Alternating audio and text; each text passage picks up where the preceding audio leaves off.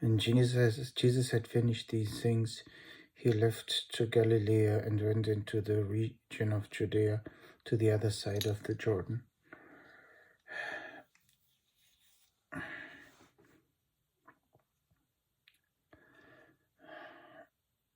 Large crowds followed him, and he healed them all. Some Pharisees came to him and tested him. They asked him, "Is it lawful for a man to divorce his wife for any or every reason?" "Haven't you read," he replied, "that in the beginning the Creator made them male and female and said, 'For this reason a man will leave his mother and father and be united to his wife, and the two will be one flesh.' So they are no longer two but one flesh. Therefore, what God joined together, let no one separate." Then they asked, "Did Moses command a man give his wife a certificate of divorce and send her away?" Jesus replied, "Moses permitted you to divorce your wives because of your hearts were hard, but it was not the way from the beginning. I tell you, anyone who divorces his wife, except for sexual immorality, and marries another woman commits adultery." The disciples said to him, "If this is the situation between a husband and a wife, it is better not to marry." Jesus replied, "Not everyone."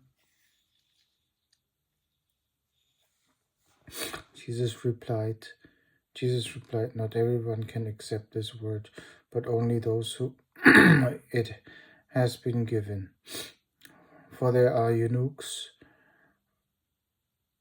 who are born that way, and there are eunuchs who have been made eunuchs by others, and there are those who chose to live like eunuchs for the sake of the kingdom of heaven. The one who can accept this should accept it." Then the people brought little children to Jesus for him to place his hands on him and to pray on them, but the disciples rebuked them away. Jesus said, "Let the children come to me, and do not hinder them. The kingdom of heaven belongs to such as these." When he had placed his hands on them, he went on from there. Just then a man came up to Jesus and asked, "Teacher, what good thing must I do to get eternal life?" "Why do you ask me what is good?" Jesus replied. "There's only one who is good. If you want to enter the life, keep the commandments." "Which ones?" he asked. Jesus replied, "You shall not murder, you shall not steal, you shall not commit adultery, you shall not give false testimony, honor your father and mother, and love your neighbors like yourself." "All these I've kept," the young man said. "What do I still lack?" Jesus answered.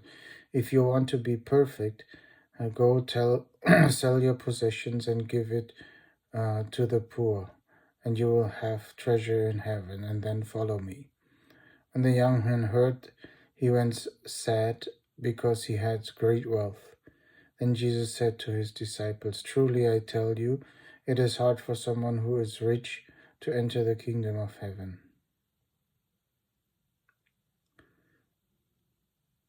Again, I tell you, it's easier for a camel to go through an eye of a needle than for someone who is rich to enter the kingdom of heaven. When Jesus and the disciples heard this, they were greatly astonished and asked, "Who then can be saved?" Jesus looked at them and said, "With man this is impossible, but with God all things are possible." Peter answered him, "We have left everything to follow you. What then will be there for us?"